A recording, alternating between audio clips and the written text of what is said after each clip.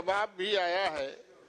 महोदय, मेरा प्रश्न यह है मोटा मोटी कि आपने जो बीपीएससी टीचर है उसको सीनियर बना दिया और जो सक्षमता परीक्षा नियोजित शिक्षक ने दिया उसको आपने जूनियर बना दिया।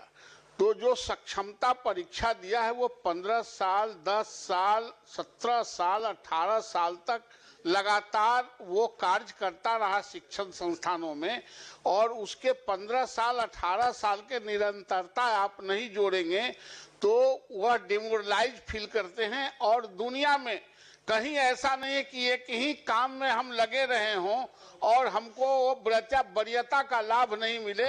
मैं माननीय मंत्री से आग्रह करना चाहता हूं कि जो नियोजित शिक्षक हैं और जो सक्षमता पास किए हैं उनको उनके सेवा काल का जो जितना वर्ष तक उन्होंने स्कूलों में पढ़ाया है उसको उसमें जोड़ते हुए सीनियर बनाया जाए। सरकार का इस पर क्या कहना है? एक मिनट पूछिए। हम लोग सभी जानते हैं यहाँ 3 लोकतांत्रिक ढांचे में 3 तरह की सरकार है, केंद्र सरकार, राज्य सरकार और लोकल गवर्नमेंट, स्थानीय स्वशासन की सरकार। और उसके तहत माननीय मुख्यमंत्री जी ने उस समय नियोजन इकाई के द्वारा नियुक्ति करवाया। जो माननीय सदस्य का सवाल है वह इसलिए भी अनिवार्य है और अपरिहार्य है कि उन्हीं शिक्षकों के अनुभव के आधार पर सरकारी विद्यालयों में प्रधानाध्यापक के रूप में नियुक्ति की गई, प्रधान अध्यापक के रूप में नियुक्ति की गई, शिक्षण प्रशिक्षण महाविद्यालय में व्याख्याता के रूप में नियुक्ति की गई।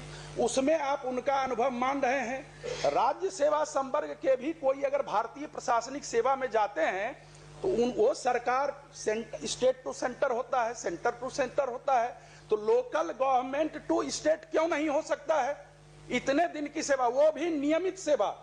मुख्यमंत्री महोदय ने पहले वो ठेके पर थे नियुक्त, कॉन्ट्रैक्ट पर, और मुख्यमंत्री महोदय ने 60 वर्ष की सेवा उनकी भी की जितनी सरकारी कर्मियों की, सरकारी शिक्षकों की सेवा थी।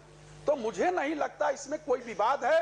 विभाग द्वारा यह विवाद जरूर पैदा किया जा रहा है, शिक्षकों में असंतोष बनाया जा रहा है, पठन पाठन का कार्य प्रभावित हो रहा है। इसीलिए इसमें मंत्री महोदय आप एक बार समीक्षा करें और सरकार के संवैधानिक स्वरूप को देखते हुए जो माननीय सदस्य का प्रश्न है उसके अनुरूप उनको यह हकदारी मिलनी चाहिए। माननीय सभापति महोदय, जहाँ तक शिक्षकों के वेलफेयर का प्रश्न है या फिर शिक्षा जगत में जितनी सुधार हुए हैं, अगर उसमें डिटेल में जाएंगे समय लगेगा, लेकिन ये कहना कि शिक्षकों के विरुद्ध है सरकार या उनका ख्याल नहीं रख रही है, सही नहीं है।